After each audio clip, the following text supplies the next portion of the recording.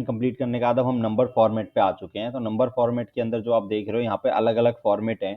तो ये फॉर्मेट क्या होते हैं, आपके डेटाबेस को डिफाइन करते हैं कि आपका डेटा किस कैटेगरी का है। जैसे कि अगर मैं डेट के फॉर्मेट पे जाके कहूँ तो मेरा जो डेटा है अभी जर्नल दिखा रहा है, नॉर्मली डेट फॉर्मेट होता है, नंबर्स में नंबर फॉर्मेट होता है, ज़्यादातर जर्नल ही फॉर्मेट दिखाएगा हर एक चीज़ का आपको। लेकिन आपको डेटा अपना बनाना है, उस पर काम करना है, तो वो फॉर्मेटिंग आपको सेट करनी पड़ती है यहाँ पे करते वक्त ही। तो अब ठीक है, सबसे पहला ऑप्शन जर्नल का आ रहा है। जर्नल नॉर्मली है, हर केस में आपको जर्नल ही मिलेगा। आप चाहे इस पे चले जाओ, इस पे चले जाओ, किसी पे भी आप क्लिक करोगे तो आपको जर्नल ही मिलने वाला है डेटा का फॉर्मेट। अब मेरा अगला ऑप्शन जो उसके बाद दिख रहा है वो नंबर। अब मैं अगर किसी नंबर फॉर्मेट में आता हूँ और यहाँ पर डेटा को सेलेक्ट कर देता हूँ और उसके बाद मैं इसको नंबर पे क्लिक कर देता हूँ, तो ये देखिए नंबर फॉर्मेट में हो गया। डेसिमल ऑटोमेटिक दे देगा नंबर फॉर्मेट में, तो आप डेसिमल्स को यहाँ से हटा सकते हैं। अगर आपको इंक्रीज करने हैं तो आप यहाँ जाके कर सकते हैं, अगर आपको हटाने हैं तो आप यहाँ जाके कर सकते हैं। ये आपके जो नंबर के आगे डेसिमल्स होते हैं उनको रिमूव कर सकता है और उनको लेके आ सकता है। अगला जो फॉर्मेट आ रहा है यहाँ पे करेंसी का आ रहा है। अब करेंसी आपको अभी इंडियन करेंसी आ जाएगा जैसे हम क्लिक करेंगे। तो अगर किसी अदर करेंसी में करना है तो वो भी हम आगे देखेंगे अभी कैसे करना है। उसके बाद अकाउंटिंग फॉर्मेट का ऑप्शन आ रहा है। अगर अकाउंटिंग फॉर्मेट में आप करोगे तो थोड़ा सा डिफरेंट हो जाता है, जो आपका डेटा है वो प्रॉपर राइट अलाइन हो जाता है नॉर्मली अकाउंटिंग टर्म्स के हिसाब से बात करें तो हम। उसके बाद यहाँ पे अब आ रहा है शॉर्ट डेट। अब यहाँ पर डेट के फॉर्मेट के लिए हमें डेट के फॉर्मेट को सेलेक्ट कर लेते हैं। तो अभी जो ये डेट दिख रही है ये शॉर्ट डेट है आपकी। अगर मैं इस डेट को सेलेक्ट करूँ तो मैं इस डेट पर सेलेक्ट करके और यहाँ पर जाके देखूँ तो ये एक शॉर्ट डेट ऑटोमेटिक है, इसमें कोई चेंज नहीं आएगा क्योंकि ये दिखा रहा है कि 17 तारीख दूसरा महीना और 2024। ठीक है, अब मैं इसको थोड़ा लॉन्ग फॉर्मेट करता हूँ।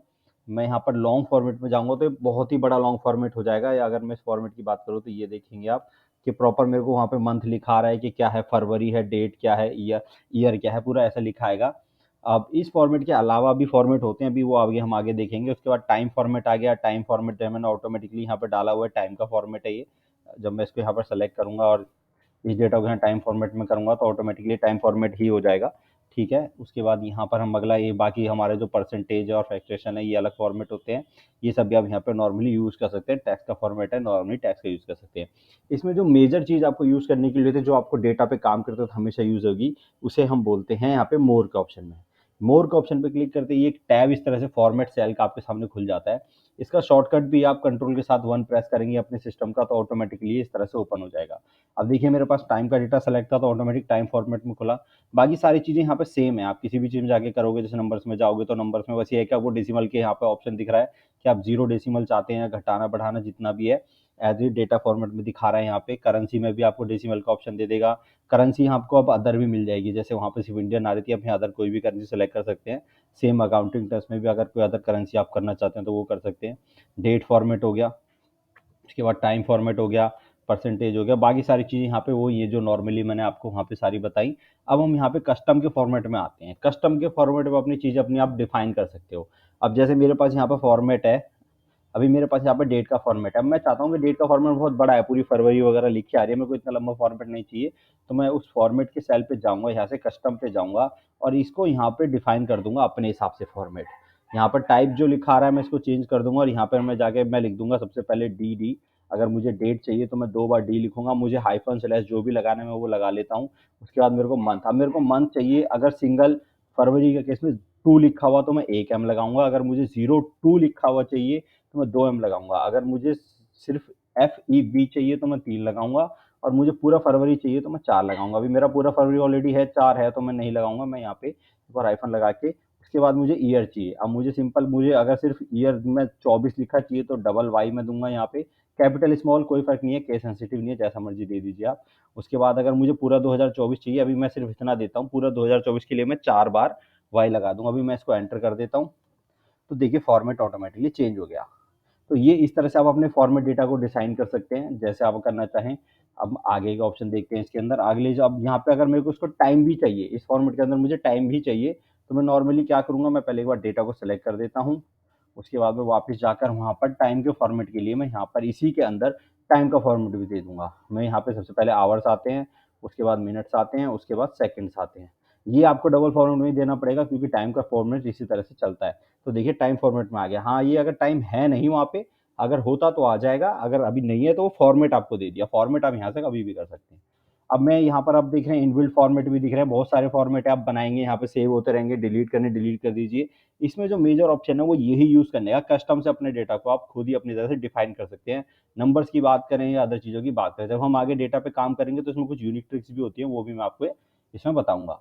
आगे ऑप्शन दिख रहा है अलाइनमेंट का। अलाइनमेंट आपके डेटा की अलाइनमेंट करने के लिए, जो मैंने आपको आगे अलाइनमेंट के सेक्शन में दिखाया था कि डेटा यहाँ से मुझे अलाइन करना है तो मैं इस तरह से कर दूंगा, या उसको हॉरिजॉन्टल वर्टिकल जो भी करने का ऑप्शन है, देखिए उसी तरह से हो गया ये। तो वो सारी चीज़ें भी आपको यहाँ पे मिल जाएगी। इसका जर्नल टर्म्स में left align, right align, centre जो भी करना है, जस्टिफाई, फिल, ये सारी चीज़ों के ऑप्शन आपको यहाँ पे मिलेंगे, हॉरिजॉन्टल वर्टिकल दोनों में। उसके बाद यहाँ पे आपको रैप टैब्स का ऑप्शन मिलेगा, जो हम रैप टैब्स हमारे इस वाले फॉर्मेट में देख रहे थे, जो हमें मिला था अलाइनमेंट के ऑप्शन में। उसके बाद shrink to data. Shrink to data एक अलग चीज़ है जो तो आपको आगे नहीं मिलेगी या पीछे भी नहीं मिली होगी। अब मैं यहाँ पे एक डेटा है मेरे पास, मैं इस डेटा को सेलेक्ट करता हूँ और वापस अपने डेटा पर जाकर श्रिंक कर देता हूँ। तो श्रिंक करते ही जैसे मैंने ओके किया, तो देखिए डेटा ना ऑटोमेटिकली श्रिंक हो जाएगा। मैं सेल को बड़ा छोटा करूँ, डेटा उसके हिसाब से एडजस्ट हो जाएगा। जहाँ डेटा का जैसे आंध्र प्रदेश देखिए कितना छोटा हो गया, मध्य प्रदेश छोटा हो गया, तो इस तरह से डेटा को एडजस्ट एडजस्ट कर लेता है, ऑटोमेटिकली सिंक्रोनाइज कर देता है। इसी के अंदर, इसके अंदर नीचे जो ऑप्शन दिख रहा है वो है मर्ज सेल का। मर्ज सेल सिंपल, जो आप वहां से मर्ज करते हैं वो चीज़ हम यहाँ से भी कर सकते हैं। तो ये इस तरह से यहाँ पे यूज होता है। अगला ऑप्शन इसमें आ रहा है फॉन्ट का। तो फॉन्ट सिंपल, आप अपने डेटा के फॉन्ट बदलना चाहते हैं, जो आप फॉन्ट अपने यहाँ से बदल रहे थे फॉन्ट के ऑप्शन से, वही सारी चीज़ें हैं यहाँ पे, रेगुलर, बोल्ड, इटालियन, जो आप करना चाहते हैं, फॉन्ट साइज, कलर, सारी चीज़ें यहाँ से हो जाती हैं।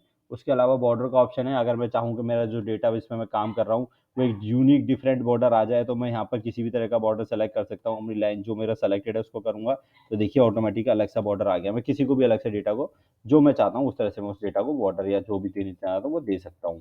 उसके बाद यहाँ पर अगला ऑप्शन फिल दिखा रहा है। फिल यानी कलर है। सेम मैं कलर करना चाहता हूँ अपने डेटा को, जो भी कलर दूंगा मैं, वो यहाँ से ऑटोमेटिकली मेरा कलर उस पर डेटा पे हो जाएगा। वो चीज़ आप यहाँ से भी कर सकते हैं। हर ये जो आपको ऑप्शन दिख रहे हैं डिजाइनिंग के, अलाइनमेंट के, सारे आपको हर टैब के अंदर ऑटोमेटिकली धीरे धीरे आप जब काम करेंगे तो आपको मिलेंगे सबके अंदर। उसके बाद यहाँ पर आपको अगला ऑप्शन जो दिखा रहा है करेंसी का, ये करेंसी वही जो आपको ऊपर दिखा, जो आप यहाँ के कंट्रोल वन करके जाएंगे और आपको यहाँ फॉर्मेट सेल के अंदर सारी चीज़ें दिखेंगी। वो चीज़ें भी आपको यहाँ पे भी मिल जाएंगी, बाहर की तरफ आप देखेंगे तो यहाँ भी मिल जाएंगी। इन्होंने बस नॉर्मली आपको बाहर दे दिए हैं, जो कॉमनली यूज होते हैं वो सारे यहाँ पे मिल जाएंगे आपको, और इसको ओपन करेंगे तो वहीं आपको ले जाएगा ये। उसके बाद ये परसेंटेज का ऑप्शन है। डेटा मैं परसेंटेज में चाहता हूँ तो परसेंटेज में आ जाएगा। अगर मैं डेटा लैक्स और सीआर के उसमें जाता हूँ तो यहाँ पर उसका फॉर्मेटिंग थोड़ी चेंज कर देता है। डेसिमल्स आपको लगाने घटाने यहाँ से आराम से आप कर सकते हैं। उसके बाद अगला हमारा स्टाइल का फॉर्मेट। स्टाइल के फॉर्मेट में सबसे पहला आता है कंडीशन फॉर्मेटिंग। कंडीशन फॉर्मेटिंग होती है आप में बहुत बड़ा टॉपिक है, तो इसको हम अगले वीडियो में लेते हैं, जहाँ पे हम प्रॉपर सिर्फ आपको कंडीशन फॉर्मेटिंग दिखाऊंगा। अभी के लिए हम इसको जंप करके अगला टॉपिक ले लेते हैं, फॉर्मेट टू टेबल्स का। तो ये टेबल्स का फॉर्मेट होता है। इसमें क्या है कि आपका जितना भी डेटा है, मैं डेटा को एक बार सेलेक्ट कर लेता हूँ और इसको किसी टेबल के रूप में दे देता हूँ। मैंने यहाँ पे दिया तो देखिए ऑटोमेटिकली रेंज उसने मेरी सारी सेलेक्ट कर दी। मैं कहता हूँ हाँ मेरे डेटा में हेडर है, अगर नहीं है तो मैं चेक बॉक्स हटा दूंगा। अभी मेरे डेटा में हेडर है ऊपर, तो मैं इसको क्लिक करूंगा, ओके करूंगा, तो एक फॉर्मेट आ गया। अब मैं इस फॉर्मेट को जो चाहे अलग तरह के फॉर्मेट यहाँ पे है, मैं उस फॉर्मेट को दे सकता हूँ। मैंने ये फॉर्मेट यहाँ से बदल दिया। अब यहाँ पर जैसे ही मैंने इसको एक टेबल के रूप में बदला, तो आप देखेंगे कि जैसे यहाँ पर एक डिजाइन टेबल का ऑप्शन आ गया। अगर मैं कहीं और क्लिक करता हूँ तो देखिए ऑप्शन नहीं आएगा। जब मैं टेबल के अंदर ही क्लिक करके रखूंगा तो डिजाइन फॉर्मेट का ऑप्शन आ गया। तो अब अपनी टेबल को हम यहाँ से फॉर्मेट कर सकते हैं, यानी अपने हिसाब से उसमें कुछ चीजें कर सकते हैं, चेंजेस कर सकते हैं। तो कैसे करना है क्या है, यहाँ देखिए सबसे पहले अपनी टेबल को नाम दे सकते हैं। मैं अभी इसको नाम देता हूँ एबीसी, या कुछ भी नाम दे सकते हैं, जो इसको आप आगे फॉर्मूलेज में भी यूज कर सकते हैं। कैसे करते हैं क्या है, ये हम आगे आने वाले वीडियोस में सीखेंगे। उसके बाद यहाँ पे अगला ऑप्शन आपको दिख रहा है रीसाइज। अब रीसाइज करना है मुझे टेबल को, मैं चाहता हूँ मेरी टेबल की रेंज है वो और बढ़ जाए तो मैं बढ़ा सकता हूँ, लेकिन आपको उसकी जरूरत नहीं पड़ेगी, क्योंकि टेबल में जब आप डेटा ऐड करते हैं तो ऑटोमेटिकली टेबल डेटा को कैप्चर कर लेती है। लेकिन अगर आप फिर भी आपको चाहिए तो आप यहाँ से कर सकते हैं।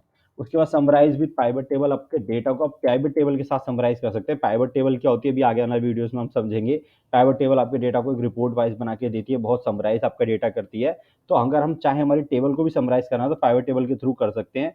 पाइवट टेबल जब हम आगे सीखेंगे तो उसके साथ इस टॉपिक को भी समझ लेंगे कि अगर यहाँ से समराइज करके पाइवट टेबल बनानी है तो हम कैसे करेंगे। अभी हम पाइवट टेबल के ऑप्शन को साइड में रखते हैं। उसके बाद अगला ऑप्शन आ रहा है रिमूव डुप्लीकेट।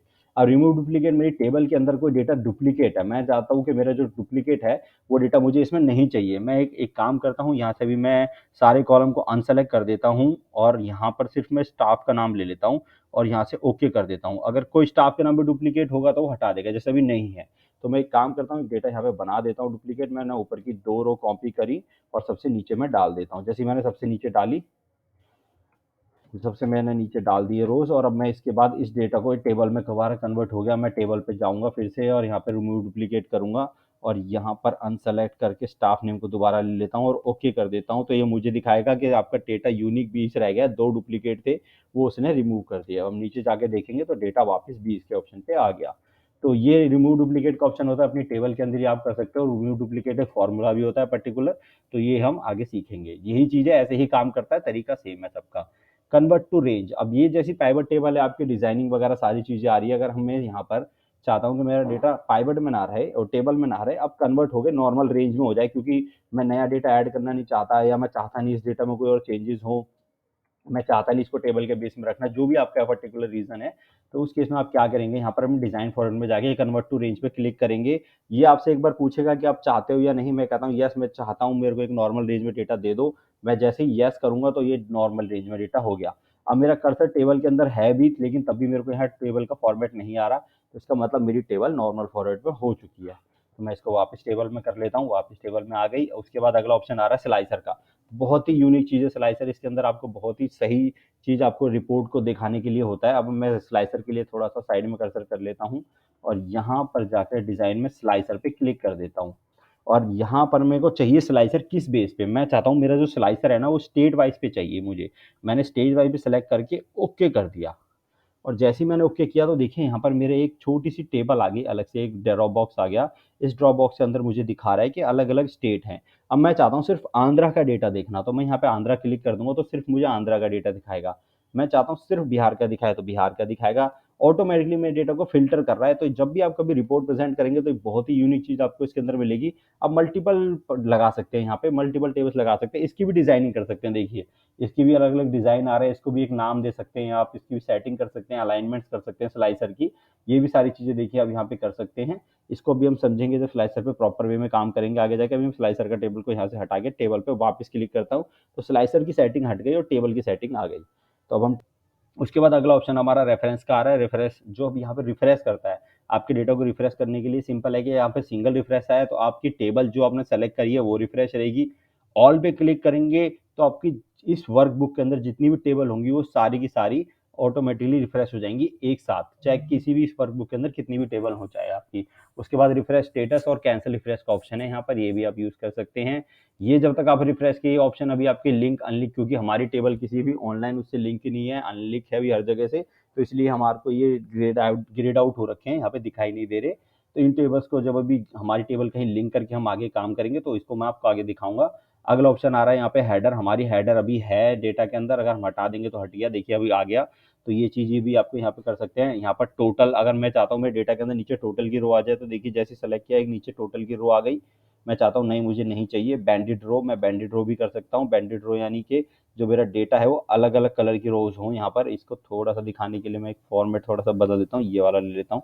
अब आपको बैंडेड रो इजी समझ आएगा। देखिए अलग अलग कलर की रोज थी, अब हट गई। उसके बाद ऐसी कॉलम है, अगर मैं चाहता हूँ कि मैं यहाँ पे फर्स्ट कॉलम है तो मेरा फर्स्ट कॉलम बोल्ड हो गया देखिए। उसके बाद मैं चाहता हूँ लास्ट कॉलम, तो लास्ट कॉलम मेरा बोल्ड हो गया। मैं चाहता हूँ बैंडेड कॉलम, तो मेरे कॉलम कॉलम भी बैंडेड कलर में हो गए कि पहला एक कलर, दूसरा एक कलर, फिर तीसरा एक, चौथा एक, ऐसे करके कलर हो जाएगा। और फिल्टर का ऑप्शन जो बॉटम पे आ रहा है ये भी मैं हटा सकता हूँ, यहाँ से लगा सकता हूँ सेम। और उसके बाद यहाँ पे डिजाइनिंग है टेबल की, ये सारी चीजें भी अब यहाँ से इजीली कर सकते हो। यहाँ से क्लियर करना चाहते हो फॉर्मेटिंग करके दोबारा से नया स्टाइल अपने हिसाब से भी बना सकते हो। आपको जिस हिसाब से चाहिए यहाँ पे आप यहाँ पे फॉर्मेटिंग सेलेक्ट करके कर सकते हो। तो ये थी टेबल की फॉर्मेटिंग सारी। बाद अगला ऑप्शन मैं जाता हूँ यहाँ पे सेल स्टाइल का। सेल स्टाइल में आपको सिंपल है कि आपका डेटा अलग अलग स्टाइल पे आप यहाँ रख सकते हैं। ये एक तरह की हेडिंग होती है, एक तरह की हेडिंग्स बोलते हैं कि अगर मेरा यहाँ पर डेटा ज़्यादा बड़े फॉर्मेट में मुझे चाहिए, अभी के लिए मैं पूरा डेटा एक बार सेलेक्ट करता हूँ, उसके बाद इसको सेलेक्ट करते हैं तो आपको अलग से मेजर दिखेगा। देखिए अभी डेटा कितना बड़ा हो गया, छोटा। यहाँ पे अलग अलग तरह के हेडिंग्स दे रखी हैं। ऑटोमेटिक फॉर्मेटिंग, बनी बनाई फॉर्मेटिंग है, जो आप यूज करना चाहते हैं अपने डेटा के अंदर कर सकते हैं। इसका मेजरली कोई यूज नहीं है, बस थोड़ा लुक लाइक अच्छा होता है, आप उस तरह से यूज कर सकते हैं। ये वीडियो में इतना ही। आगे की चीज़ें हम अगले वीडियो में सीखेंगे। ज़्यादा लेंथी वीडियो आप लोगों को भी डिफ़िकल्ट होगा समझने के लिए। तो आज के लिए वीडियो हम इतना ही रखते हैं। अगले वीडियो में मिलते हैं। Till then good bye.